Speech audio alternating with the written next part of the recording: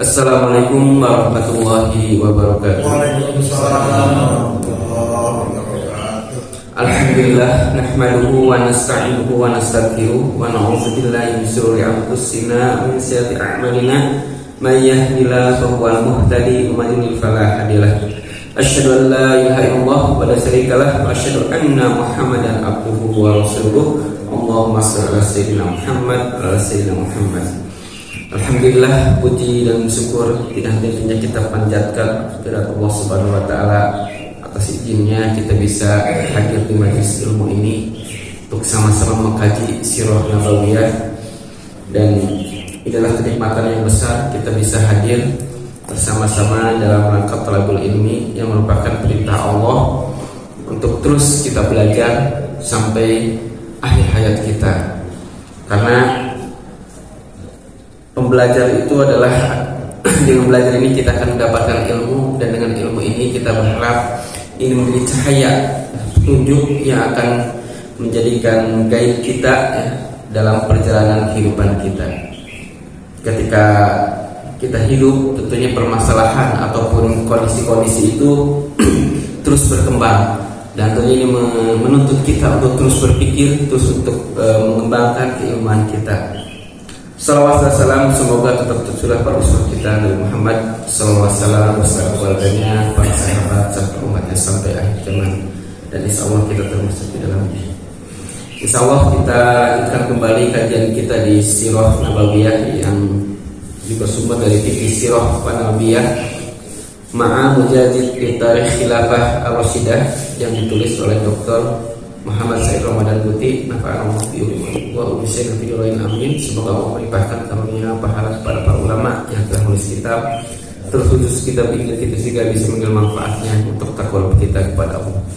Allah nasalka ilman nafi'an wa rizqan thayyiban wa amalan mutaqabbalan. Dan di pertemuan ini juga kita berdoa kepada Allah Subhanahu wa taala untuk keselamatan, kekuatan para saudara-saudara kita di Palestina yang saat ini sedang diberikan ujiannya.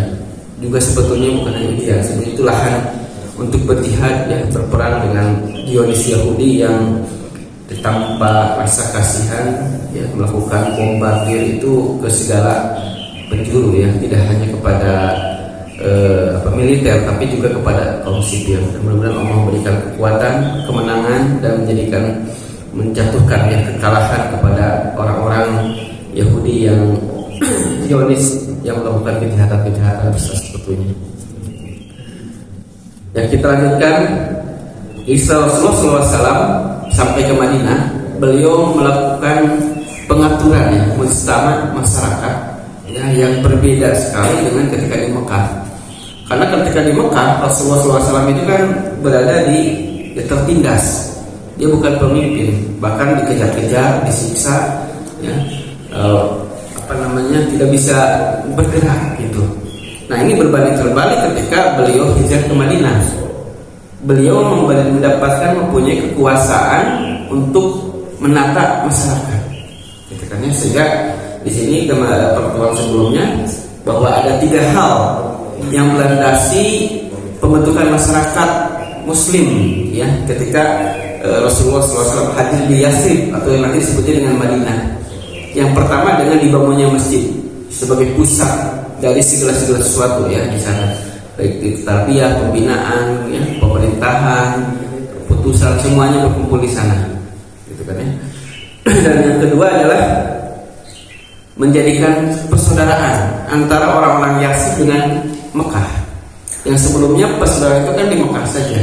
Nah, ketika ke Yathrib itu dua tempat yang berbeda sukunya. Yang sementara kan dulu yang namanya di Jazirah Arab sukunya sangat tinggi, udah betul-betul masalah mobil juga dibela Ketika di Yathrib itu 2 kelompok antara dari suku-suku yang dari suku Quraisy dari Mekah dengan suku Khazraj dan Aus dari Madinah itu dipersaudarakan.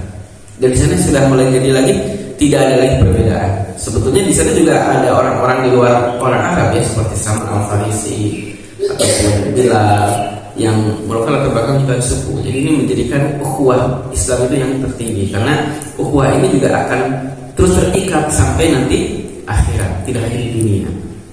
Dan yang ketiga adalah perjanjian dengan orang-orang di luar Islam. Karena ternyata di sana itu ada perbedaan ya. Ketika di Makkah itu homogen, itu orang-orang Arab semua, gitu ya, suku-suku Quraisy. Tapi di Yathrib itu ada suku non Arab di sekitarnya, yaitu Yahudi, ya, Yahudi Quraizo, Bani Nadir dan Bani Qainuqa.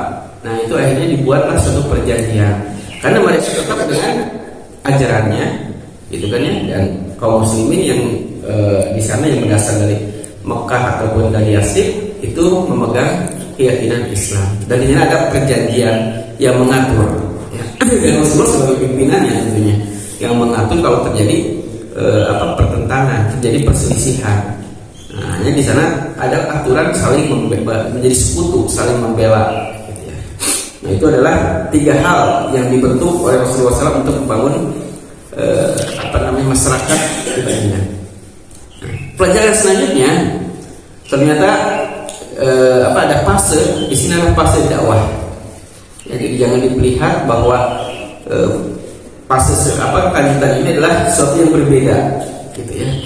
Yang fase dalam seperti kita ketahui, fase dari awal Rasulullah SAW di Mekah itulah fase dakwah secara sembunyi-sembunyi, terus terang-terangan hijrah. Nah di sini adalah fase untuk marhalah al-harb al-difaiyah. Jadi peperangan untuk membela diri. Karena apa? Kalau sebelumnya kaum muslimin itu ya kalau disiksa ini kan tidak bisa melawan karena memang masih sedikit. Tapi ketika sudah di Yathrib, di sini sudah mulai ada kekuatan, sehingga ada pembelaan diri, ya, di fakiyah, gitu ya, untuk membela diri. Tapi kembali bahwa peperangan itu bukan hanya peperangan, ini asal perang. Ini adalah dalam rangka dakwah, sebetulnya dalam rangka perjuangan untuk menegakkan Islam, sebagaimana Rasulullah diutus untuk membumikan Islam. Peperangan yang pertama sebetulnya terjadi itu di bulan Safar, ya. Jadi setelah 12 bulan Rasulullah SAW berada di Yathrib, itu ada peperangan antara Rasulullah SAW dengan Bani Hamzah, ya, dan Quraisy. Gitu. Nah hanya di sini peperangan itu disebut dengan peperangan Wida, ya, Ghazatul Wida.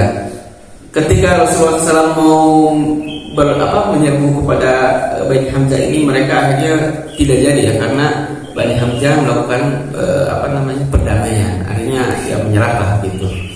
Nah disinilah perang, tapi tidak sampai meletus. Nah peperangan yang sudah meletus itu adalah di Ghazwah Badar Kubro, jadi peperangan Badar Kubro. Dan disinilah diuji ya bagaimana para sahabat yang sudah dibina ya sebelumnya di Mekah, ya, di Yathrib, untuk sampai pada peperangan. Dan komitmen mereka ya ketika kaum Ansor itu berbaiat ya di Aqabah 1 dan Aqabah 2. Ini akan dibuktikan. Ya.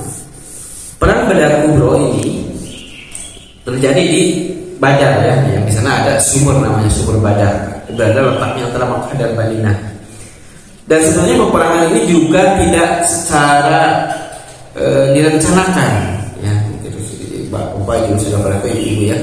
Jadi peperangan ini sebetulnya adalah tadinya Rasulullah SAW dengan para sahabat itu akan mencegat kabilah dari Abu Sufyan.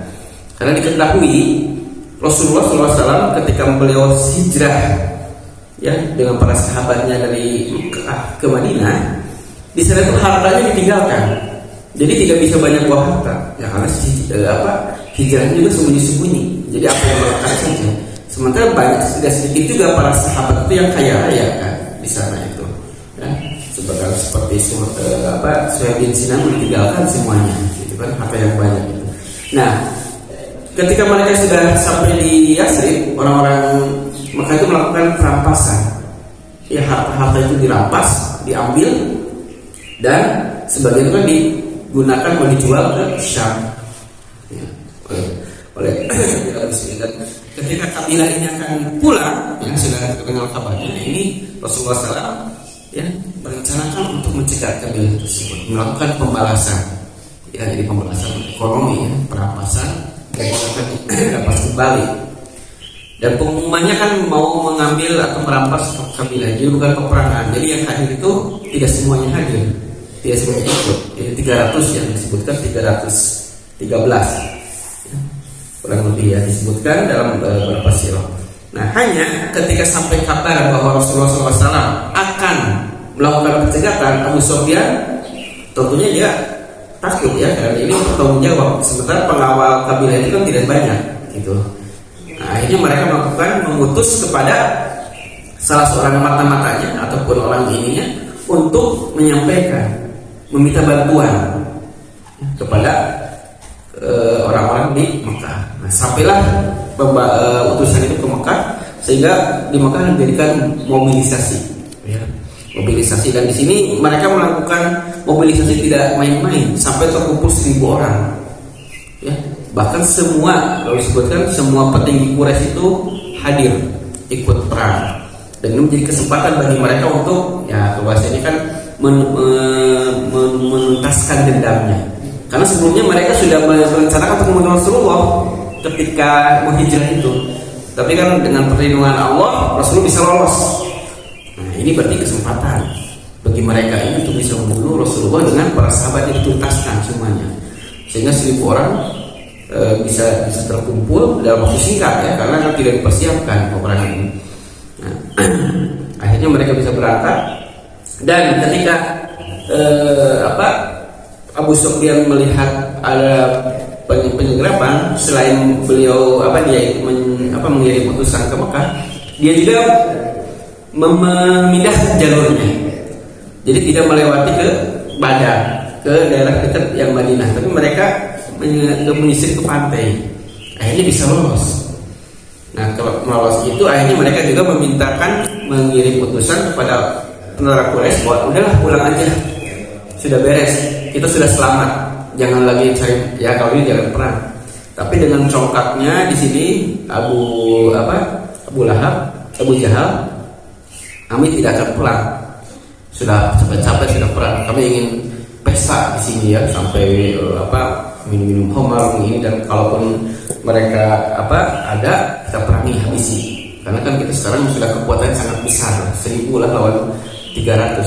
Jadi kalau seorang itu berarti kan lawan 3 gitu, dengan persediaan yang lengkap. Jadi kalaupun bisa seorang itu lawan dari kaum muslim bisa membunuh 2 orang, tapi seorang lagi bisa bunuh, itu kan bisa kalah kaum muslimin itu. Kalau misalkan habis 600, ya Rasulullah bisa habis 300 dengan tentaranya. Mereka tetap melakukan tidak mau pulang, dan maka di sini terjadi peperangan di Badar Kubro. Dan di sini juga ada beberapa hal. Jadi Rasulullah SAW sudah menempatkan tentaranya, dan sudah menempatkan tentaranya itu di sama Habib Al-Munzir itu diusulkan, ini dari wahyu atau bukan?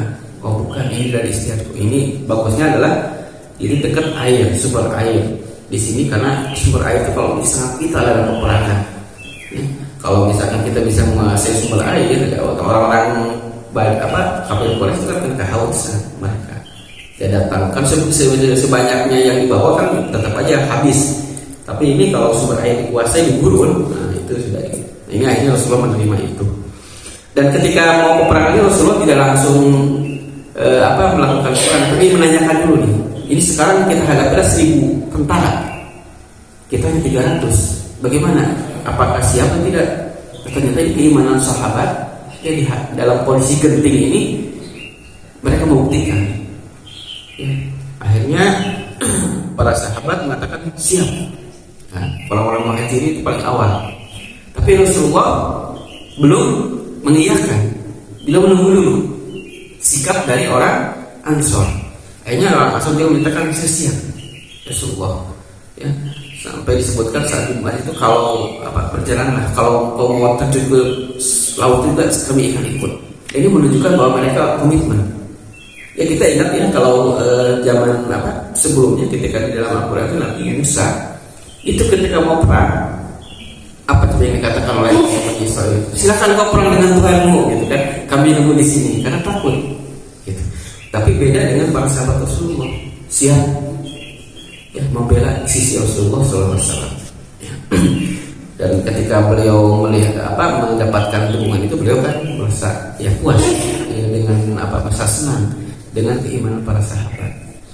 Bahkan sebetulnya Rasulullah sudah diberikan pandangan kemenangan.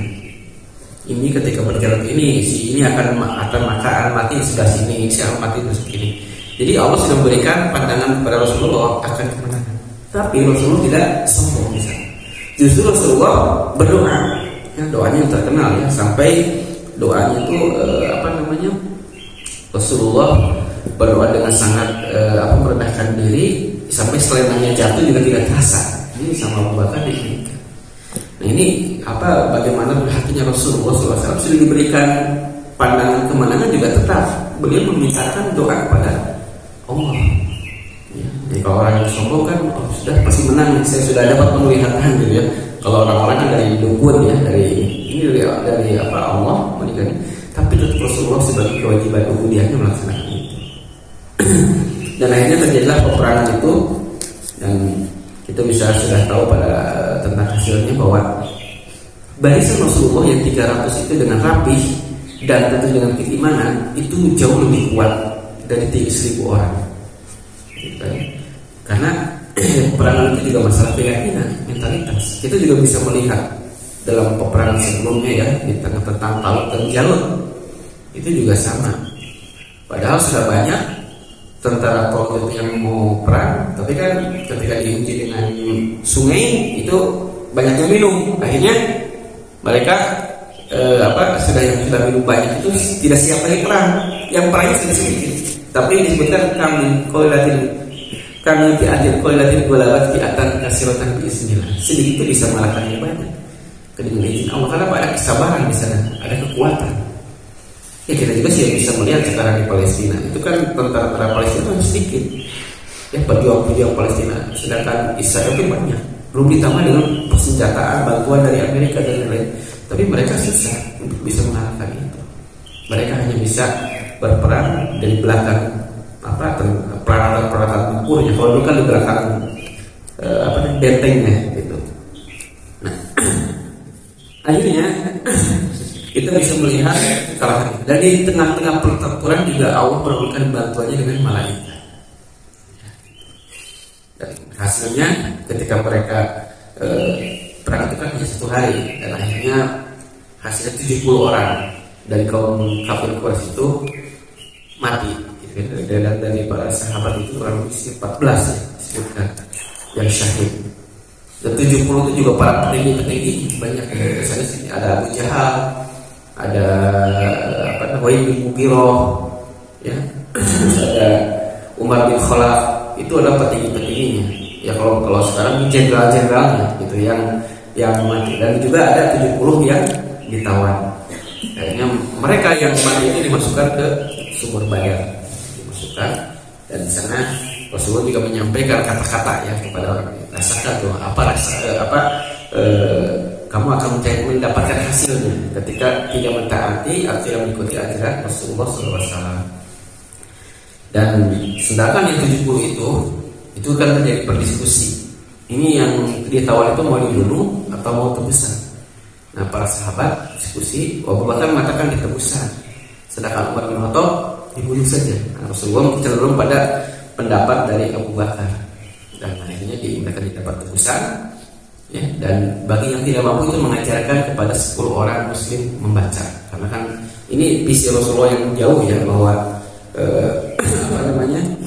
ketika tahu umatnya sendiri banyak yang umi, itu Rasulullah menggerakkan untuk bisa membaca. Jadi bahkan itu nilainya lebih bisa daripada material ya. Karena itu membekali ilmu dari para sahabat-sahabatnya yang itu akan berpengaruh pada perjuangan masa depan. Gitu kan. Kalau harta mungkin ya segitu-segitunya, tapi ini ilmu. Nah, hanya Allah Subhanahu wa taala menurunkan wahyunya bahwa yang betul sebetulnya pendapat Umar. Maka Nabi ayyakuna lahu usra hatta yukhina bil ardi. Yukhina bil ardi. Jadi jangan sampai mendapat jangan tawanan sebetulnya gitu ya. Dan setelah selesai, inilah kemenangan yang gemilang dan mempermalukan kafir Quraisy yang dengan congkaknya mereka 1000 tentara bisa dikalahkan anak 300 yang bahkan peralatannya sangat minim. Yang pakai kuda itu sedikit, pakai unta sedikit ya, 1-2 gitu. Sementara ini pasukan berkuda banyak.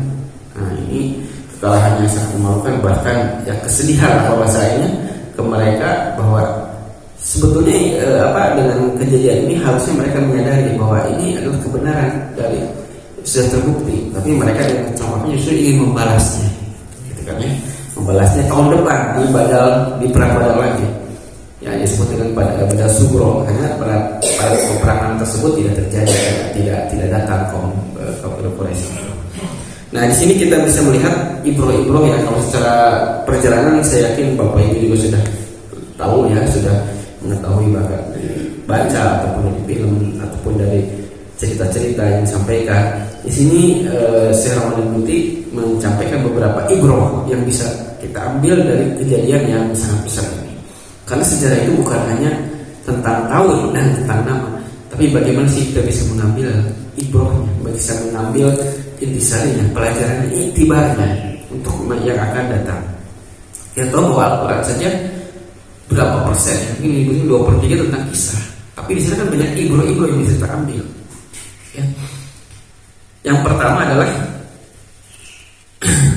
disebutkan di sini maksud ya bagaimana Rasulullah SAW dengan para sahabatnya ketika pergi ya berperang tadinya untuk mencegah kabilah, tapi berubah menjadi peperangan.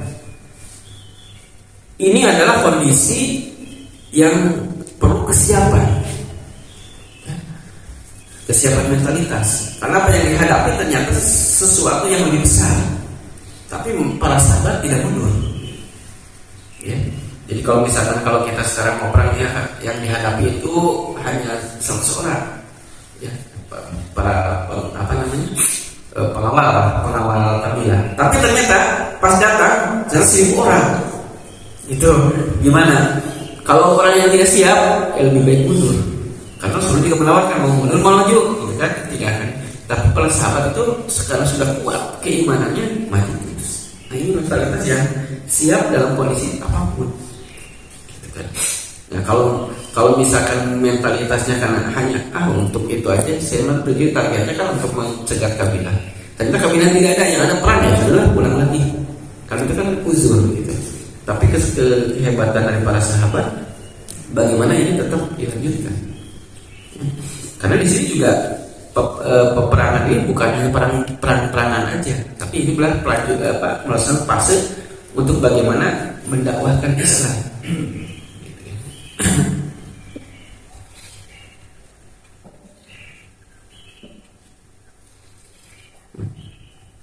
Dengan kekuatan keimanan yang sudah bisa kita lihat, orang-orang Ansor itu kurang lebih baru 2 tahun ya. Karena mereka itu kan 1 tahun sebelum hijrah itu datang, terus setelah itu dari 12 orang naik jadi 70. Nah terus baru 2 tahun di Yathrib itu terjadi peperangan Badar. Jadi mungkin hanya kurang lebih 3 tahun ini. Tapi kita bisa melihat kekuatan mereka, keimanan mereka itu bisa menyusul, menandingi orang-orang Muhajirin yang sudah dibina 13 tahun sebelumnya. Nah ini kehebatan bagaimana juga kalau bahasa ini kurikulum dari Rasulullah, manhaj tarbiyah dari Rasulullah untuk membina para sahabatnya. Gitu. Yang bisa orang-orang Ansor yang baru datang atau beberapa tahun baru bergabung itu bisa keimanannya sampai dengan orang-orang Muhajirin. Bahkan dalam peperangan disebutkan orang Ansor itu ada yang muda, yang masih yang membunuh Abu Lahab itu adalah Abu Jahal itu ada orang muda. Nah, ini kehebatan dalam tarbiyah Rasulullah, sehingga tidak ada yang mundur. Berbanding ya kalau kita tadi lihat di surat Al-Baqarah tentang Talut di juz 2 akhir, itu mereka sudah dibina, ya sudah dipersiapkan, tapi baru diuji dengan air saja sebagian besar mundur, tidak lagi. Ya, padahal sudah dia mau perang sama Talut gitu ya. Tapi paling apa sholat Talut bil junudi bin qala innahu mubtalun bin nahari. Ya, ketika diuji dengan air sebagian besar mundur. Tapi ini Rasulullah SAW dari 300 itu tidak ada yang mundur, siap semuanya. Ya, ini adalah karunia Allah ya kepada umat Islam, kepada umat Muhammad. Bagaimana bisa memiliki seorang pasukan yang sudah ditarbiyah siap tempur, bagaimanapun kondisinya, baik beratnya. Itu kan. Itu adalah yang perlu kita contoh ya, bagaimana kesiapan dari para sahabat keimanannya tidak begitu. Ya. Karena ketika ayat perang itu muncul, memang kan tidak semua siap, gitu kan ya. Disebutkan wa idza qila lahum qumu aydakum wa aqimus shalah wa atuz zakah. Falamma kutiba alaihimul qital idza fariqum minhum yakhshawna nasa ka khasyatillah au asyadu khasyah. Jadi kalau misalkan jangan perang, sholat, zakat, ketika ditetapkan peperangan, sebagian orang melihat manusia itu lebih takut daripada Allah, bahkan lebih takut daripada takut kepada Allah. Ya karena ada kecintaan terhadap dunia. Ya qul rabbana lima katabta 'alainal kitab laula akhartana ila ajalin qarib. Ya kalau kenapa sih jadi mundur saja? Kata Allah apa? Qul mata'ul qalil. Jadi ini hanya karena dunia. Ya padahal kematian itu di mana saja, gitu kan ya. Ayat disebutkan ya. mau di benteng di atas juga pasti akan mati kalau sudah waktunya mati. Ini yang patut kita contoh. Yang kedua adalah bagaimana Rasulullah SAW itu bermusyawarah ya tentang kondisi. Jadi Rasulullah SAW itu tidak otoriter, tidak memutuskan dengan sendiri.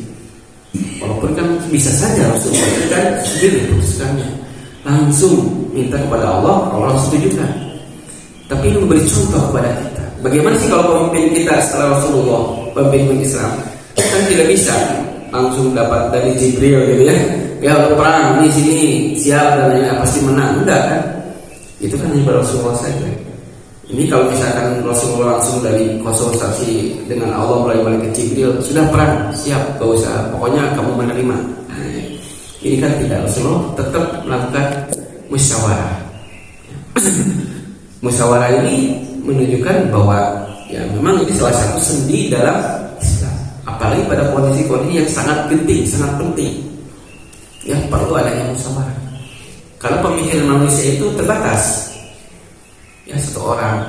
Kalau misalkan ada banyak perspektif, banyak ini justru akan banyak hal-hal yang sebelumnya tidak tergali, akhirnya tergali. Walaupun keputusannya tetap ada di tangan pimpinan, gitu kan. Tapi dengan adanya musyawarah ini memberikan perspektif yang banyak. Ini dicontohkan ya oleh Rasulullah SAW. Musyawarah, tidak dengan otoriter, dengan keputusan sendiri.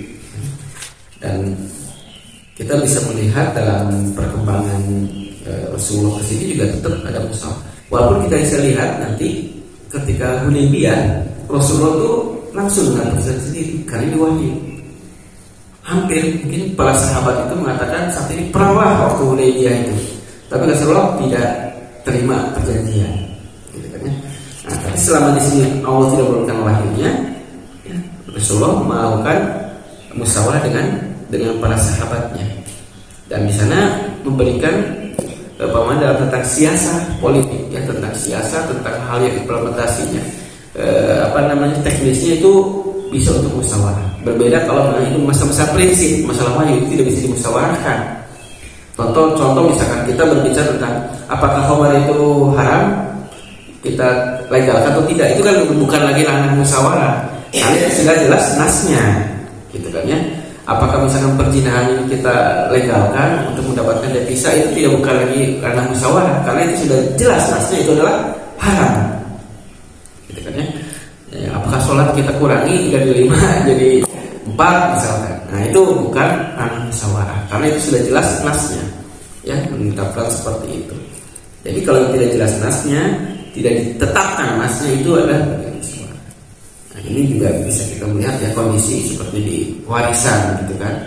Warisan itu adalah salah satu nas di Al-Quran yang detail bagian-bagiannya di surah An-Nisa itu. Tapi kan banyak juga orang yang tidak mau mengambil itu, akhirnya kan mengambil pendekatan-pendekatan yang lain, bukan hukum warisan berdasarkan Al-Quran. Padahal itu bukan karena musyawarah, karena sudah jelas bagian-bagiannya.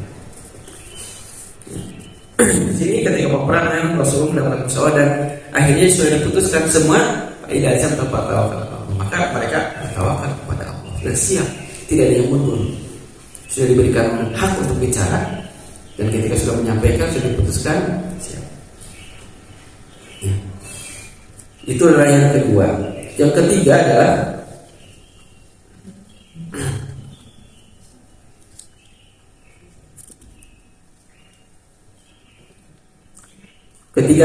ketika bermusyawarah. Di sini Rasulullah SAW tidak langsung mengiyakan ketika orang-orang muhajirin sudah pada bicara, tapi Rasulullah memberi kesempatan seperti yang awal kepada orang Ansor untuk bicara. Jadi di sini bagaimana Rasulullah memberikan pemerataan, ya. Kalau bahasa sekarang mungkin golongan-golongan itu kan diberikan hak untuk berbicara, tidak dalam satu golongan saja, tidak satu dari kelompok saja. Ya sini sudah kelompok mayoritas sudah bicara, yang minoritas gak usah, enggak.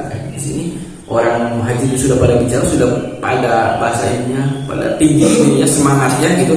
Rasul tidak langsung mengiyakan, tapi tetap menunggu orang Ansor dulu. Nah, ternyata orang Ansor siap juga dan membuktikan keimanannya tidak kalah sama orang-orang muhajir. Padahal kan karena orang-orang Ansor juga sudah berjanji setia di baiat Aqabah 2. Di baiat Aqabah 2 itu kan perjanjiannya tidak hanya masalah akhlak, tapi kesiapan untuk membela Rasulullah. Darahmu, gitu kan. Masih ingat nggak tuh perjanjian itu 2 tahun yang lalu, gitu kan? Ternyata betul-betul dipegang oleh orang-orang Ansor.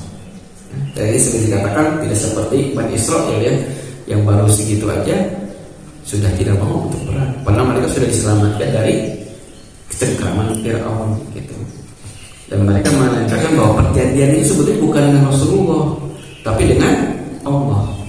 Ya di surat At-Taubah itu Bismillahirrahmanirrahim, innallaha ashtara minal mu'minina anfusahum wa amwalahum bi anna lahumul jannah yuqatiluna fisabilillah fayaqtuluna wa yuqtalun. Jadi perjanjian itu bukan hanya dengan Rasulullah, tapi dengan Allah. Mereka siap jiwa dan hartanya dan janji dengan surga. Ya dullah fawqa aydihim, dan perjanjian itu banyak itu bagaimana tangan Allah itu ada di tangan sama mereka. Jadi perjanjian itu bukan dengan Rasulullah, perjanjian itu dengan Allah hakikat. Kesiapan mereka dituntut ketika perjanjian itu. Sumpah itu yang sudah disampaikan sebelum mereka hijrah. Itu adalah yang ketiga ya, bagaimana Rasulullah memberikan kesempatan kepada Ansor, tidak hanya kepada muhajirin, untuk menyampaikan pendapatnya. Yang keempat adalah diperbolehkannya dalam peperangan ini memakai uyun wal muraqiyin, ya, mata-mata spionase ya. Karena peperangan itu adalah budaya. Jadi ketika dalam peperangan itu adanya tipu daya. Ya.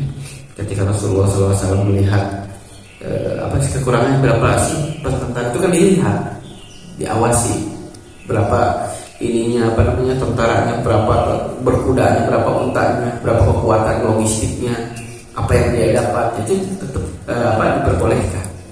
Karena kita juga bisa melihat nanti di perang Ahzab itu bagaimana siasat ya dari salah seorang sahabat yang bisa mengadu domba orang-orang Bani Quraisyah dengan orang-orang Ahzab ya di Quraisy, kabilah Quraisy.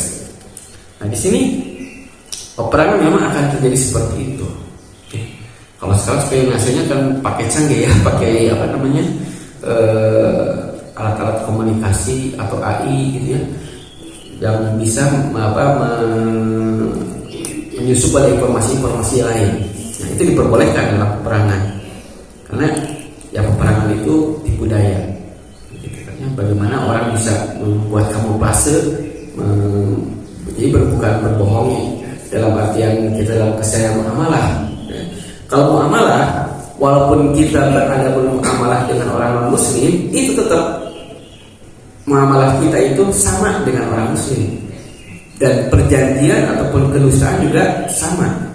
Itu kalau kita berdusta dalam muamalah sama nilainya, ya dosa juga, gitu kan. Berbeda dengan orang Yahudi. Orang Yahudi kan mereka memisahkan kalau misalkan muamalah itu dengan orang-orang mereka dalam mereka dan di luar mereka.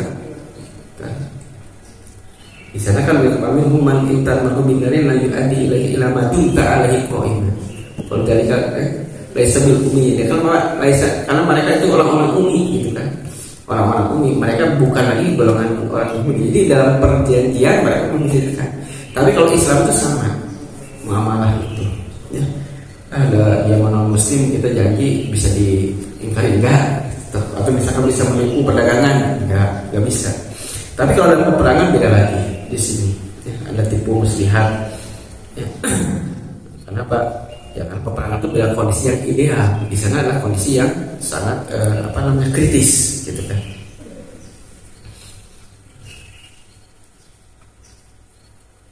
Terus yang kelima adalah bagaimana Rasulullah SAW itu beristihad ketika menempatkan pasukannya.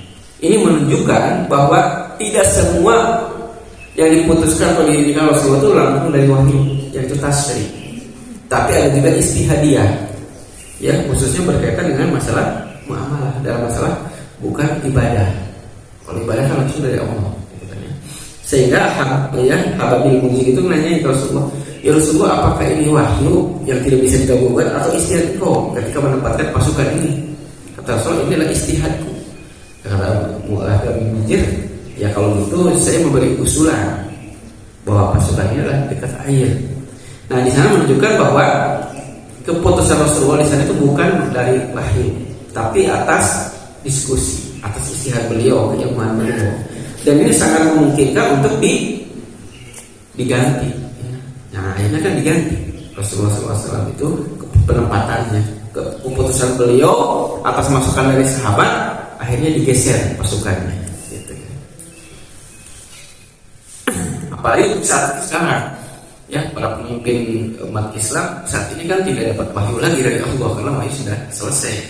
Jadi ketika usia putusannya itu istihad. Nah, istihad itu kan ada kaidah-kaidahnya. Ya, bagaimana sehingga nanti akan, kalau benar itu akan dapat satu, kalau salah dapat dua. Tapi itu ada kaidah-kaidah dengan berusaha sungguh-sungguh, dengan menghadirkan orang-orang yang punya kapasitas, yang muslimah, para ulama, tidak asal, ya. Kalau asal nanti akan keputusan itu akan berdampak pada umat, ya, tidak hanya pada diri sendiri. Yang selanjutnya yang keenam adalah bagaimana Rasulullah SAW, ya, berdoa dengan sangat benar. Nah, ini dalam suatu usaha, dalam suatu pekerjaan, dalam suatu proyek, dalam suatu perbuatan, doa itu sangat penting. Ini karena apa? Tugas ubudiyah. Ya, doa itu buat ibadah. Walaupun kita sudah, contoh lah ya, contohnya kita mau ujian, mau apa gitu ya, kan kita sudah tahu, sudah hafal, sudah mudah, tetap itu doa itu harus dilakukan. Ya, sama seperti Rasulullah SAW ini sudah diberikan pandangan oleh Allah, Rasulullah itu akan menang, tapi tetap berdoa. Ya, karena ini tugas ibadah, karena menunjukkan ini adalah kelemahan kita sebagai hamba yang tidak bisa mempunyai kekuatan untuk merubah segala sesuatu. Ini hanya karena izin Allah. Karena kalau kita tidak melepaskan doa, berarti kita hanya menempatkan suatu usaha itu kepada usaha kita, kepada fisik kita. Oh, saya bisa karena usaha saya bisa ujian karena saya menghafal, saya bisa dapat sukses bisnis karena kepintaran saya. Nah, ini sebagaimana seperti Qarun kan. Qarun awalnya apa? Memintakan doa kepada Nabi Musa untuk dapat harta. Kan dia yakin bahwa harta itu pada awalnya akan diberikan oleh Allah, sehingga minta doa kepada Nabi Musa. Nah, tapi ketika sudah kaya, dia kan sudah tidak yakin lagi, karena tidak berdoa lagi. Yang dia yakini bahwa harta ini atas usaha dia, sehingga melepaskan dia dengan Allah. Ini ketika Rasulullah SAW berperang juga, kalau kalau misalkan mana, oh ini kan karena strategi Rasulullah yang ini karena bisa menempatkan di sini, ini karena mereka disiplin, ya itu kan asbab di dunianya. Tapi tetap hakikat atau inilah Allah. Itu juga sama. Ketika kita mendapatkan hasil dari usaha kita, di pekerjaan kita, ya anak kita misalkan sukses, oh ini kan karena saya mendidiknya dengan baik, dengan fasilitas yang baik. Itu kan usaha-usaha kita. Tetap saja itu dari Allah anugerahnya. Sehingga kita harus jangan sampai terputus. Begitu juga Rasulullah mengajarkan di sini, jangan sampai terputus dengan Allah. Karena semua itulah anugerah dari Allah. Kalau terputus dari Allah, maka kita akan seperti kasus Qarun, yang kita hanya menempatkan pada asbab-asbab dunia saja. Kenapa sembuh? Oh saya kan dokter yang terbaik, rumah sakit yang hebat, gitu kan, obatnya paten, gitu kan. Itu hanya pada unsur-unsur duniawi saja. Padahal tetap aja walaupun rumah sakitnya hebat, walaupun obatnya paten, mahal dan lain, kalau Allah tidak menghendaki untuk sembuh ya tidak sembuh. Begitu juga orang ini dicontohkan langsung oleh tuntunan kita uswatun ya Rasulullah SAW untuk mendoakan mendoa kepada Allah. Dan di sini kita akan mendapatkan ketenangan dan mendapatkan hasil memang itu yang terbaik dari Allah. Ya. Kalaupun usaha kita akhirnya memang tidak berhasil, itu yang terbaik bagi Allah pada saat ini ya, untuk kita. Itu. Yang selanjutnya yang ketujuh adalah turunnya para malaikat. Nah ini juga kita harus yakin ya keberadaan malaikat. Yang seperti dalam hadis-hadis itu kan orang-orang yang menurut ilmu itu kan malaikat turun mengikat sayapnya. Nah ini juga keyakinan kita bahwa malaikat itu adalah tentara-tentara Allah atau aparat Allah yang akan senantiasa membantu kita. Memang kalau di perang Badar, malaikat itu ada yang disebutkan kan pasukan berbaju putih yang pakai kuda, gitu. Ya, yang bisa membunuh orang. Gitu. Itu kan yang menyerumpainya disebutkan dalam beberapa hadis.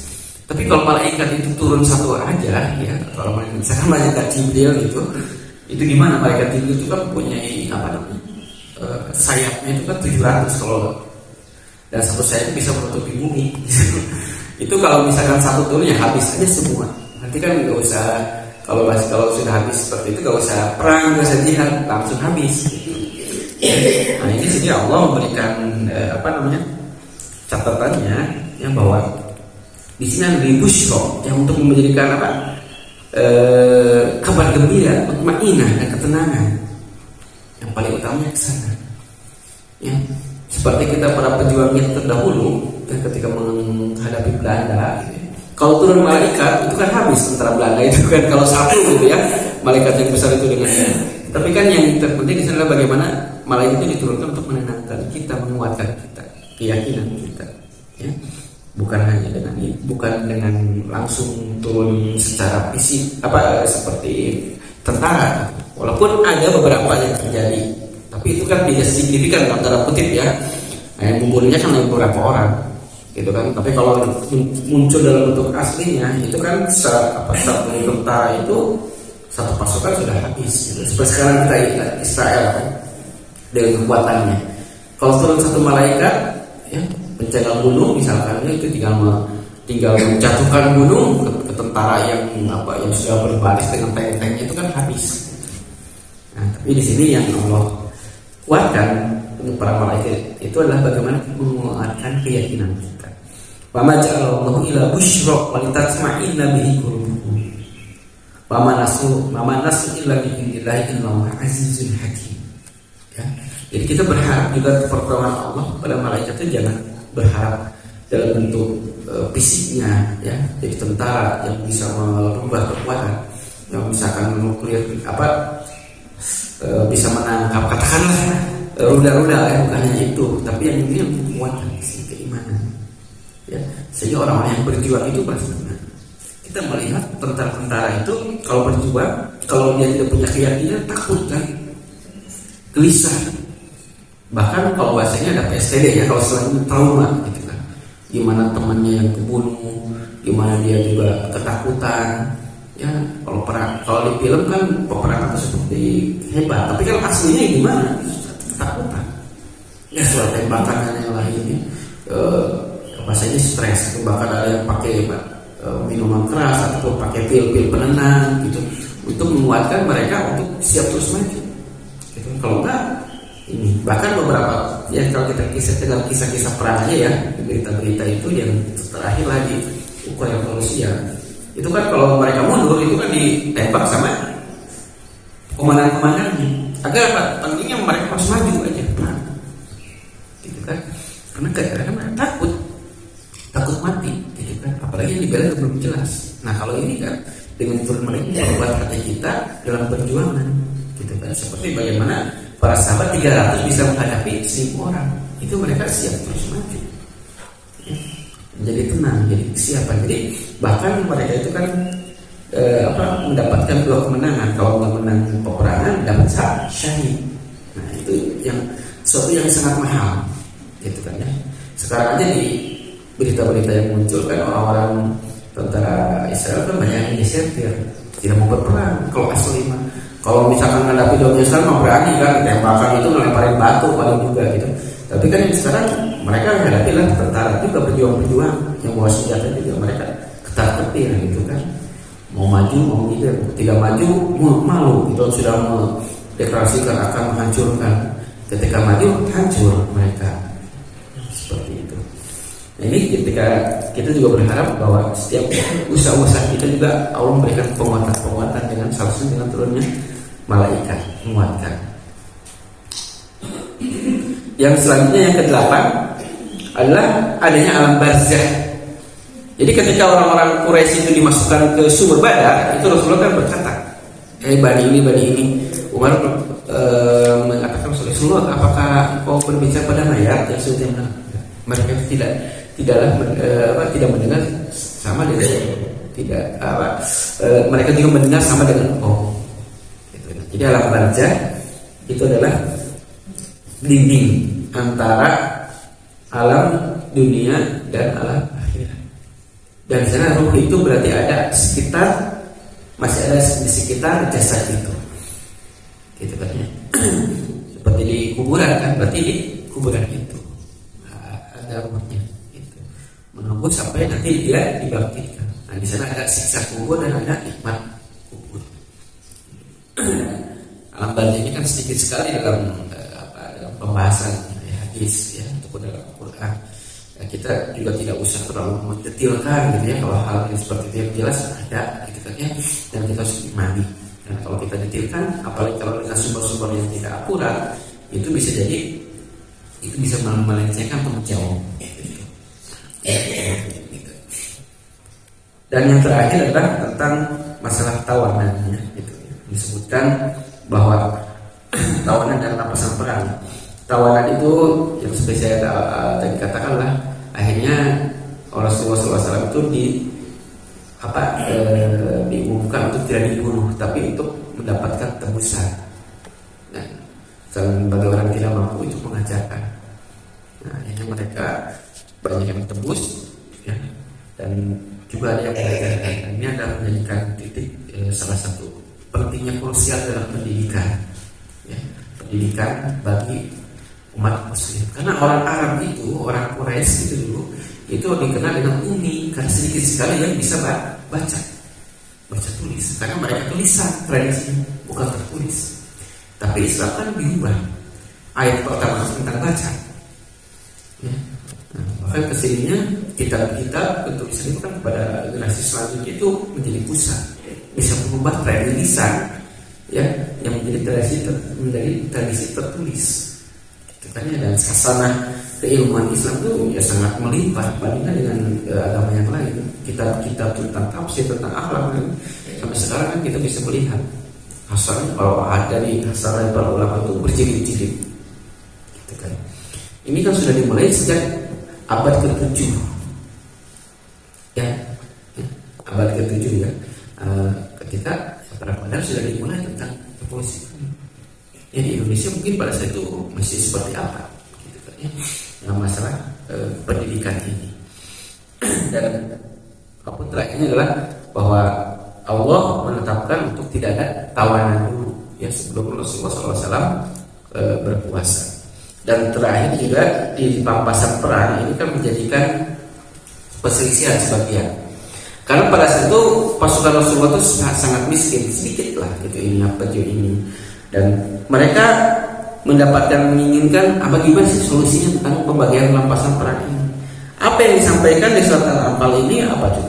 Yas'alunaka 'anil anfal qulil anfalu lillahi wa rasul. Jadi ketika membicarakan materi ini kan dikembalikan kepada keimanan. Ini milik Allah dan Rasul. Fattaqullaha wa aslihu dzata bainakum. Wa atiullaha wa rasulahu in kuntum mu'minin.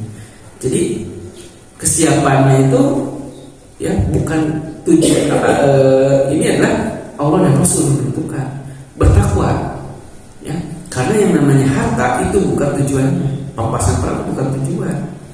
Itu mah kalau itu bonus saja gitu. Nah, kalau orang tujuannya adalah pampasan perang, maka ya jihadnya juga akan batal. Ini kan dulu disebutkan dalam histori Arab itu dari Polka itu.